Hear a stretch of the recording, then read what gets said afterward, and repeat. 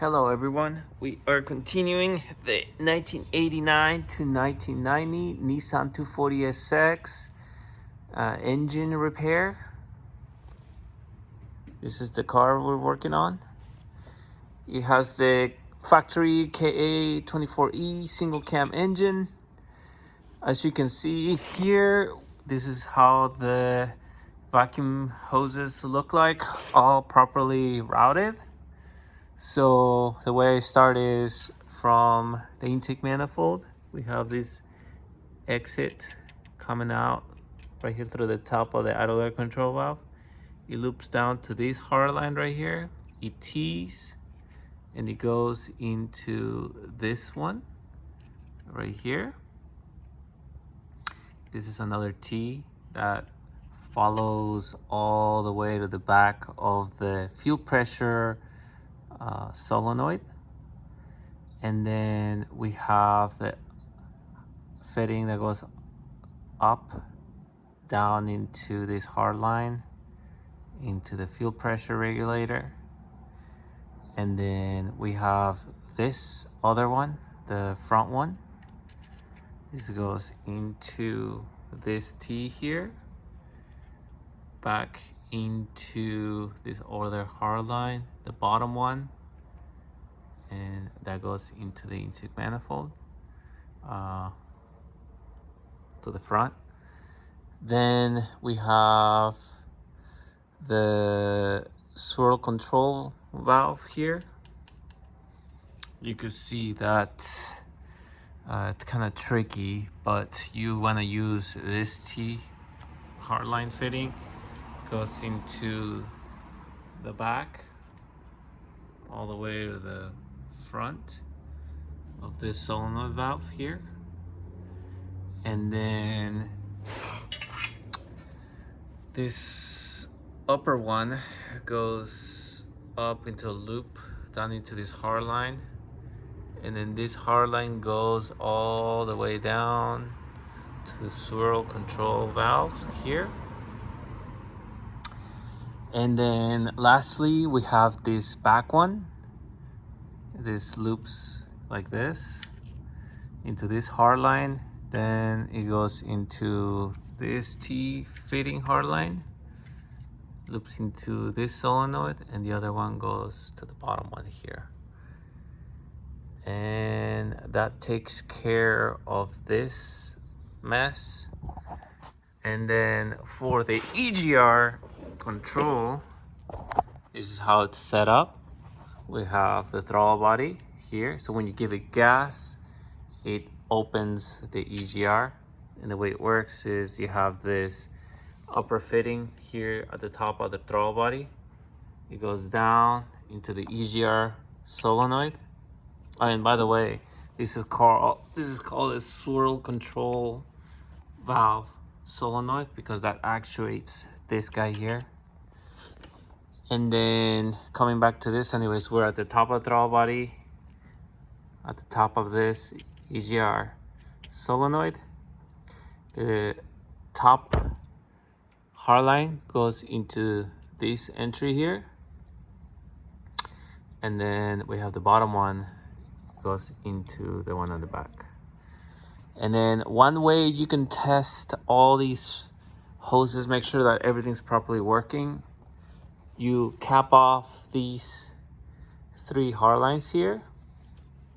Basically, one's vacuum, one's open to atmosphere, and the other one is throttle response. So all you have to do is you disconnect this upper one and this other one here, and then you get yourself an air pump. Turn it on, and then you can see that the air pump makes negative vacuum. So we're gonna test the EGR, make sure that everything's working properly.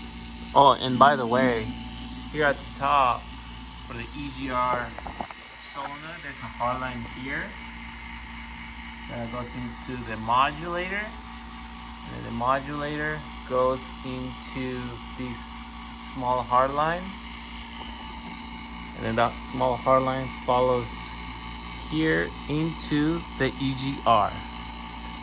And then the EGR has another hard line fitting here, and that goes to the bottom of the modulator.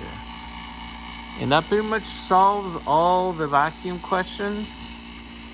But anyway, so right now we're gonna test the EGR, make sure that it's properly working. Remember, this shouldn't open all the way because the modulator has like a little filter and it has like a faint leak, so it pulsates. The EGR should pulsate when you give it gas. Basically, when you gas it, the EGR doesn't fully close. It just kind of stays in the middle as you're driving.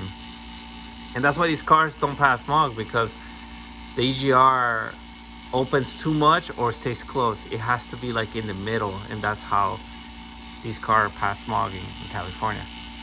But anyway, so we're gonna test the EGR. We're gonna give it a little vacuum here at the solenoid. So this is naturally open, and now it's going here.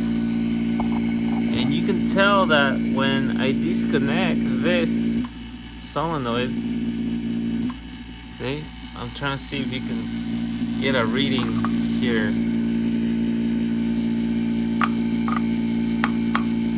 There you go. And remember, it's not 100% closing, see? So I give vacuum, so like if this is fully closed, that means the modulator is not working properly. But if the modulator is working correctly, when you give vacuum, see, it doesn't give 100%. And look, see, the EGR is like halfway open. See? And you can see that it's working, see? And then lastly, we're gonna see if the modulator, if the swirl control valve works. Now we're gonna connect it into the other hard line. You can see, look at that.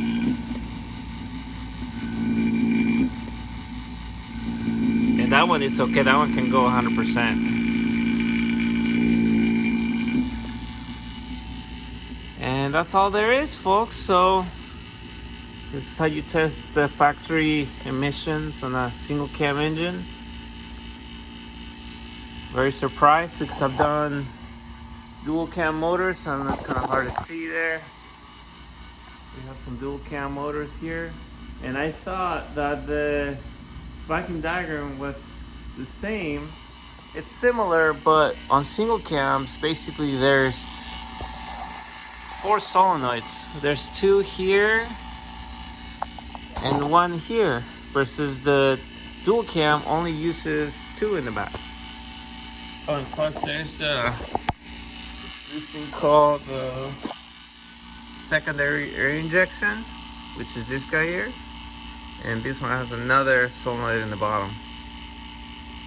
Yep. So we're gonna do a part 3 to show you how to connect the vacuum on this part, and we're gonna test it out, make sure that it works. But yeah, I mean, the last step on this one is same thing. You test the solenoid. All you do is you give it here some vacuum, and then there's some flaps in here that close or they open. So when you give it gas, basically this opens and closes, and then there's airflow back to the air box. But yeah, that's pretty much it. This is the summary on this video, and we'll do part 3 once the engine is back in the car. We're gonna put the transmission back on, and we'll go from there. So stay tuned for part 3. Thank you.